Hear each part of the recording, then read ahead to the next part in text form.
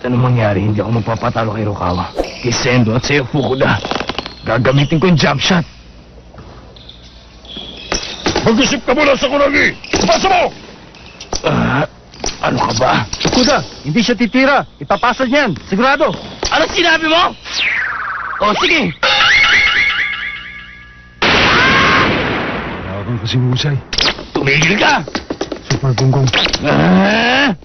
Maghintay lang kayo sa gagawin ko. Sendo Rukawa!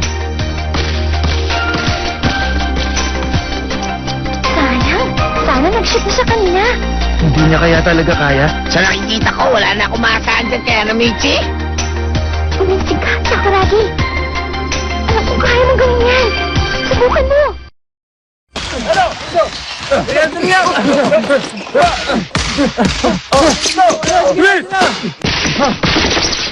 One-on-one, Kyoto.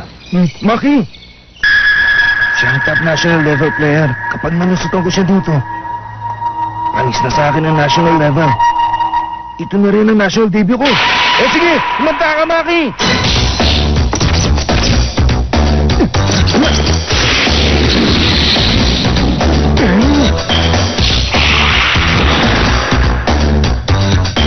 Okay!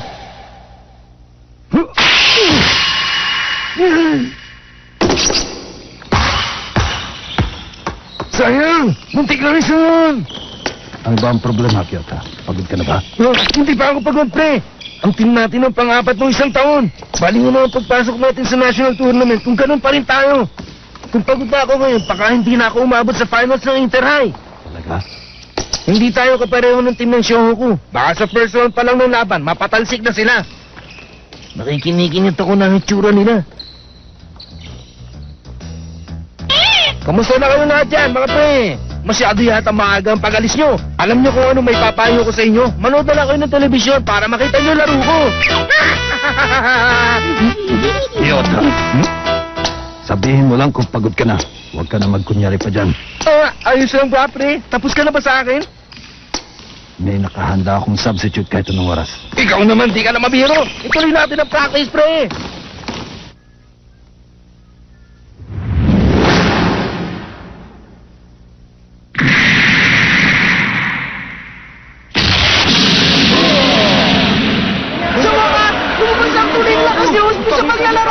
Abangan nyo ng show ko!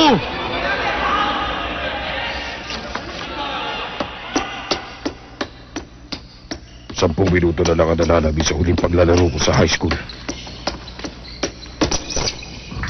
Kagi, ang huling 10 minuto ito ang magiging pabahan ko sa iyo sa turno. Wala na ba kayo ibubuga? Show ko!